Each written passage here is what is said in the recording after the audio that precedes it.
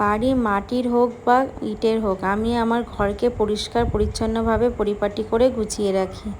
Hello everyone, good morning. কেমন আছো তোমরা সবাই? আশা করি সবাই ভালো আছো। শিউলি লাইফস্টাইল ব্লগে আর একটা নতুন ভিডিওতে তোমাদের সবাইকে জানাই অনেক স্বাগত। এখন সকাল বেজে গেছে 7টা, আর এখন তোমাদের সাথে নিয়ে ভিডিওটা শুরু করছি। আশা করি আজকের ভিডিওটা তোমাদের অনেক ভালো লাগবে, আর ভালো লাগলে অবশ্যই বন্ধুরা প্রথম থেকে শেষ পর্যন্ত দেখো। তো দেখো, সকালবেলা ঘুম থেকে উঠেছি কিছুক্ষণ আগে। আসলে এখন একটু দেরি করে উঠি, তার কারণ হচ্ছে মাম্মামের তো এখন সামার ভ্যাকেশনে স্কুল ছুটি, তাই জন্য কিন্তু সকালেরাই ভোরের তাড়াটা আর এখন আর থাকে না। তাই জন্য একটু কিন্তু রিল্যাক্সভাবে ঘুম থেকে উঠি, তাও কিন্তু 6:30 বেজেই যায়। তো মাম্মামের যখন স্কুল থাকে তখন কিন্তু আমি 5টা 5:30টার মধ্যে উঠে যাই, আর এখন কিন্তু ওই 6:30 বা 6:45 এরকম উঠি। তো উঠে কিন্তু এই যে আমি উঠেই সঙ্গে সঙ্গে কিন্তু এই যে ঘরের কাজগুলো করতে শুরু করে দিয়েছি। আর মাম্মাম আর হাজব্যান্ড ওরা হচ্ছে গেছে একটু বাজারে, আসলে সবজির বাজারটাও আনতে হবে। তো মাছ আনার আছে, এই জন্য ওরা দুজনে বাজারে চলে গেছে। আসলে সকালবেলায় মাম্মামকে নিয়েই গেছে, যাতে ওর একটু সকালবেলা হাঁটাও হয়ে যায়, আর তার সঙ্গে কিন্তু ওর সকালের যে আবহাওয়াটা, মানে সুন্দর প্রকৃতি যে হাওয়াটা, সেটাও কিন্তু ওর গায়ে লাগবে। তো ওরা এদিকে বাজারে গেছে, আর আমি সেই ফাঁকে কিন্তু কাজগুলো গুছিয়ে নিচ্ছি। তো আমি কিন্তু এই যে ফ্রেশ হয়েছে, মানে ফ্রেশ বলতে এখনও হইনি। বাথরুমে যাব, একবারে নাইটিটা ছেড়ে তারপরে কিন্তু কাঁচা নাইটি পরে একবারে জামা কাপড়গুলো ধুয়ে নেব।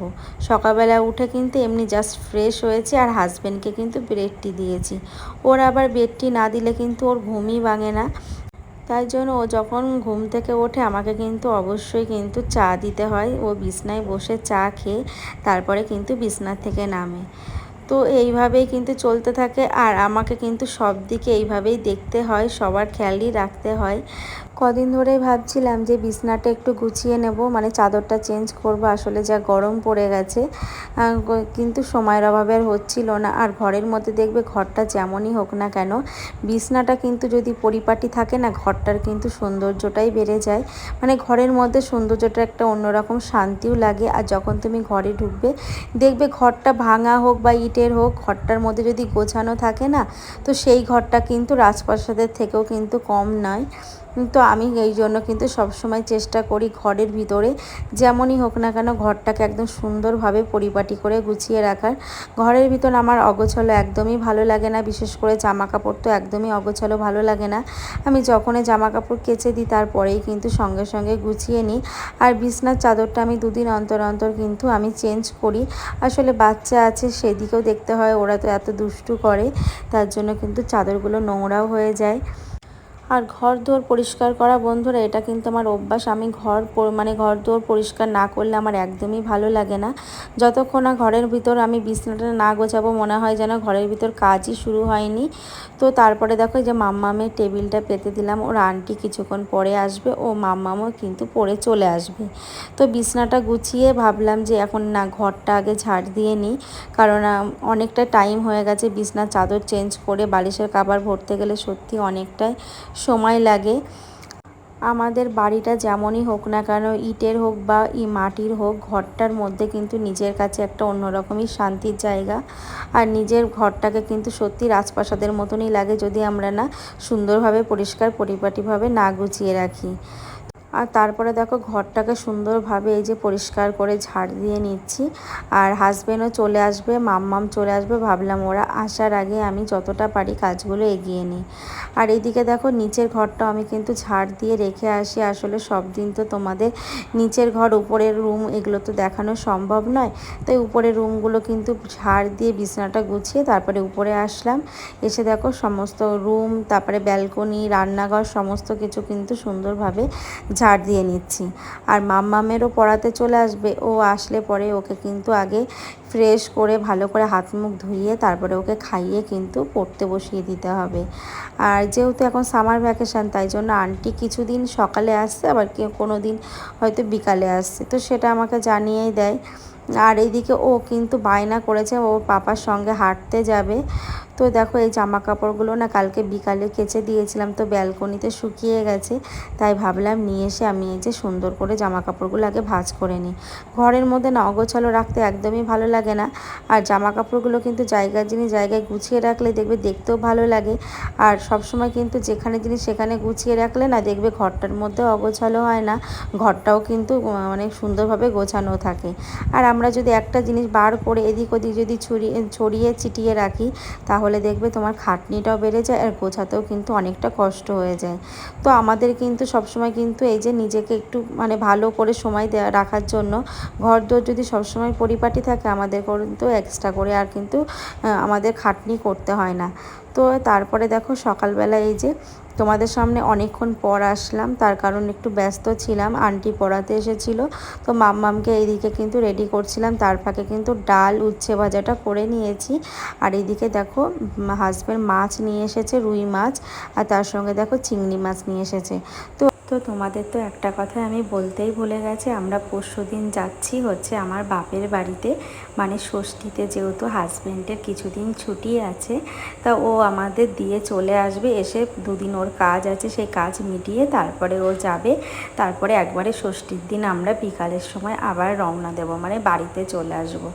এই জন্য কিন্তু এই যে দুদিনের মতো মাছ নিয়ে এসেছে, আজকের আর কালকের ধরে হয়ে যায়। তো সবজি সেরকম আনিনি, আমি আনতে বারণ করেছি, ফ্রিজটা একদম ফাঁকা থাকলেই ভালো হয়। আসলে প্রত্যেকবার যখন যাই না অনেক সবজি ফ্রিজে থেকে যায়, তারপরে নষ্ট হয়ে যায়, তাই এবার আর বারণ করেছি। আর একদম ফ্রিজ ফাঁকা করে আজকে যা সবজি ছিল বার করেছি, আর কিছুটা আছে সেটা কালকে করলে হয়ে যাবে। তো আজকে হচ্ছে বেগুন আলু দিয়ে রুই মাছ করব, আজকেই করে নেব রুই মাছটা দুবেলার জন্য। আর চিংড়ি মাছটা এখন বেছে পরিষ্কার করে রেখে দেবো, এটা কালকে করব। তো তারপরে কিন্তু আর আমাদের ফ্রিজটা ফাঁকাই থাকবে, কোনো সবজি বা মাছ থাকবে না। মাঝে মধ্যে কি হয়, মাছ সবজি এগুলো থেকে যায়, অনেকটা নষ্ট হয়। তো একবার জানো তো কি হয়েছিল, তো মাছটা অনেকটা বেশি ছিল, হট করে প্ল্যান না করেই চলে গেছিলাম, তো মাছটা কিন্তু ভেজে নিয়ে চলে গেছিলাম, মা ওখানে রান্না করেছিল। আসলে ওই মাছটা হাজব্যান্ড এত ভালো পছন্দ করতো, তাই জন্য কিন্তু ও খাবে, তাই জন্য নিয়েই গেছিলাম, মা ওখানে গেলে রান্না করে দিয়েছিল। আর দেখো সবজি কাটতে কাটতে আমার কিন্তু মাছ ভাজাগুলো সমস্ত কমপ্লিট হয়ে গেছে। আর এই দিকে কিন্তু মাছের মাথাটাও ভেজে নিলাম, কারণ অন্য কিছু দিয়ে তো মাঝে মধ্যে তো আমি কোনো ঘন্ট বা চচ্চড়ি করি, তো আর কিছু রান্না করার মতো বেশি কিছু আর সবজি নেই, দুদিনের মতো করব। তো তাই জন্য কিন্তু আমি আর মাছের মাথাটাও তরকারির মধ্যে দিয়ে দিলাম। তো এদিকে আলুগুলো কষতে দিয়ে না আমি এদিকে কিন্তু মশলাটা করে নিচ্ছি, আর এদিকে বেগুনটা একটু পরে পরে দেব, তার কারণ বেগুনগুলো না একদম কচি, আর বেগুনগুলো আগে দিলে না বেগুনটা বেশি গলে গেলে খেতে ভালো লাগবে না। তো এখন আমি এই যে পেস্ট করে নিচ্ছি। আর সত্যি কথা বলতে বন্ধুরা, ভীষণ আনন্দের মধ্যে আছি যে বাড়িতে যাচ্ছি, আর ব্যাডিং গোছানোর ব্যাপার আছে, বেশি না, 1 সপ্তাহের জন্য যাব। তো বেশি কিছু ব্যাডিং হবে না, তার কারণ প্রত্যেকবার না ট্রলি নিয়ে যেতে হয়, যেহেতু মেয়ে যখন ছোট ছিল তখন তো ট্রলি, তার সঙ্গে কিন্তু আরও 2টো ব্যাগ থাকতো, এখন আস্তে আস্তে বড় হচ্ছে আর ব্যাডিংগুলো একটু কম হচ্ছে। শীতকাল হলে তো আমার বড় ট্রলি নিতে হতো, তো যেহেতু এখন গরমকাল, তো অল্প ব্যাগের মধ্যেই হয়ে যাবে, তাই জন্য আর ট্রলি নেব না, এমনি সাইড ব্যাগের মধ্যে করে হয়ে যাবে। তো গরমে তো বেশি কিছু জামা কাপড় লাগে না, হালকা পাতলা জামা কাপড় নিলে হয়। আর আমার তো বেশি কিছু না নিলেও চলে, শুধু মাম্মামের জন্য নিতে হয়। আসলে ও যা জামা কাপড় নষ্ট করে, ওখানে গিয়ে মাটি ধুলোর মধ্যে গড়াগড়ি করে, তার জন্য কিন্তু জামাগুলো বেশিই লাগে। তো দেখো তোমাদের সঙ্গে কথা বলতে বলতে কিন্তু আমার এদিকে রান্নাঘরে দেখো অর্ধেক বাসন মেজে এগুলো জল ঝরাতে দিয়ে দিয়েছি। আর এখন কিন্তু লাস্টে শুধু কিন্তু ওভেনটা ক্লিন করা বাকি। ওভেন ক্লিন করলে কিন্তু আমার রান্নার দিকে কাজের দিকে সব হয়ে যায়। আর দেখবে কাজ করার পর যতক্ষণ না তুমি রান্নাঘরটা ক্লিন না করবে, মনে হবে যেন সত্যি কিছু যেন করা হয়নি, কাজটা যেন কিছু বাকি থেকে গেল। তো যাই হোক, তোমাদের সঙ্গে কথা বলতে বলতে আমার কিন্তু প্রায় কাজ কমপ্লিট। এখন আমি কিন্তু ঘরটা মুছে স্নানটা করে নেব। তো বন্ধুরা, ফাইনালি স্নান করে চলে আসলাম, পুজো দিয়ে মাম্মামকে খাইয়ে দিয়েছি, এখন আমিও খেয়ে নেব। তাহলে চলো ভিডিওটা এখানেই শেষ করছি। তোমাদের যদি ভিডিওটা কোনো অংশে ভালো লেগে থাকে, অবশ্যই একটা লাইক কমেন্ট করো। সবাই ভালো থেকো, সুস্থ থেকো, টাটা।